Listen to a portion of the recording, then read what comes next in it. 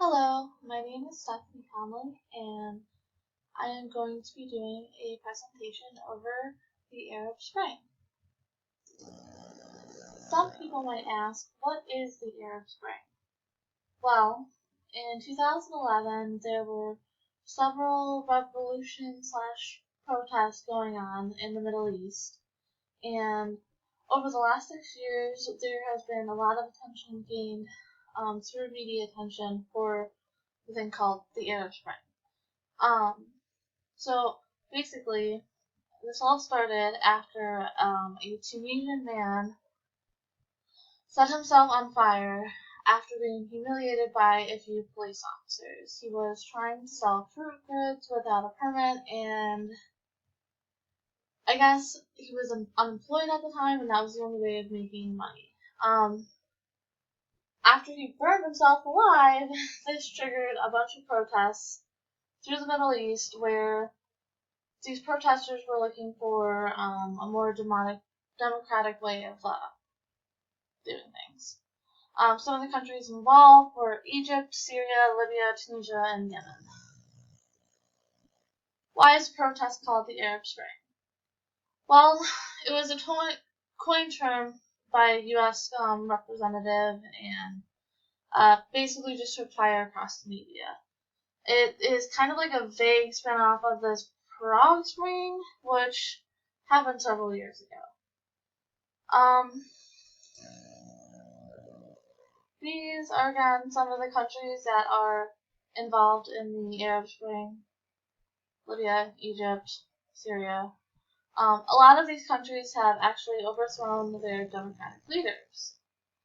And there's actually a lot of the main focus of this was the economic hardships involved. There is a great recession going on in the Middle East where people are unemployed, they don't have really good businesses, people are being forced out of their homes due to civil war, etc. How did this affect the rest of the world? Well,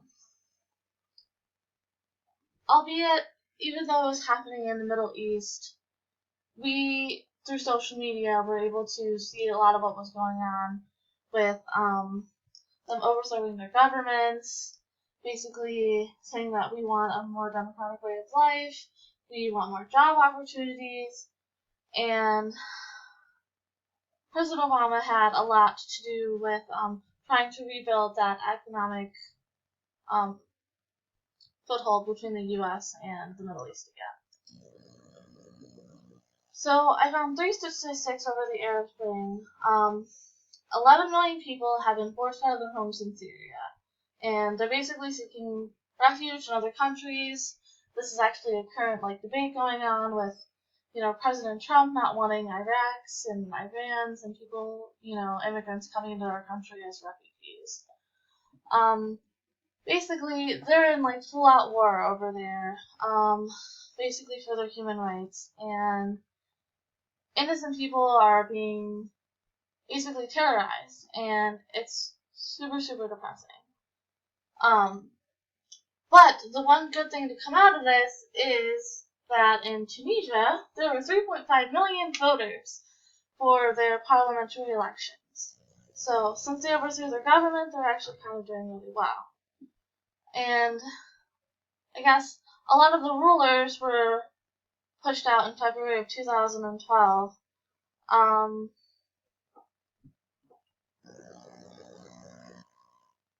it actually created a lot of good things after, the protests. Basically, people are getting a better minimum wage. They can go back to their homes.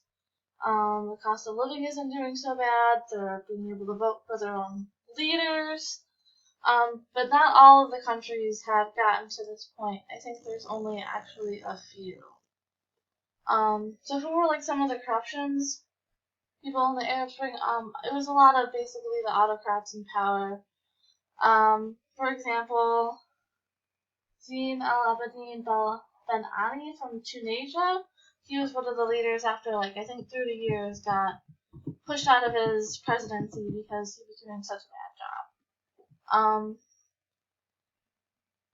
As I've said, social media played a huge role in these protesters achieving their goals. They not only did a massive change within their own countries, but they inspired many others to do the same. And it put a lot of social media attention on the Middle East and what problems they were really going through. For an example, this is just one of the videos that I got about the Arab Spring. It's actually really good. It was frustration at Tunisia's youth unemployment that started it all.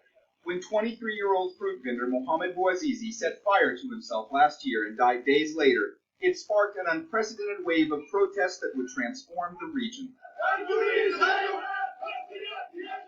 Thousands of Tunisians took to the streets, demanding political change and economic opportunity. The country's youth spearheaded what became known as the Jasmine Revolution. By mid-January, President Zain al-Abidine Ben Ali had been overthrown and fled to Saudi Arabia. His departure not only overjoyed young Tunisians, but galvanized young Egyptians.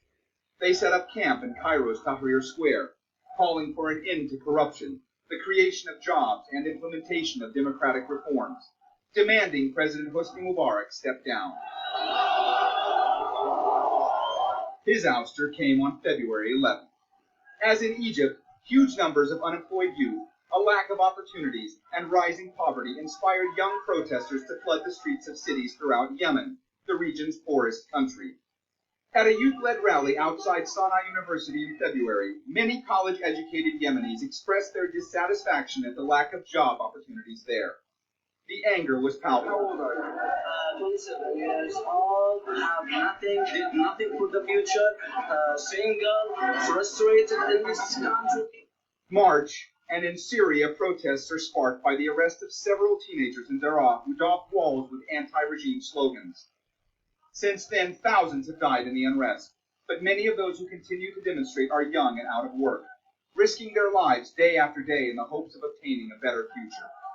A new report from the World Economic Forum says the Middle East and North Africa will need to create 25 million new jobs and sustain average growth of 5.5% over the next decade to provide young people with work. Across the Middle East and North Africa, jobless rates among the young average 25%.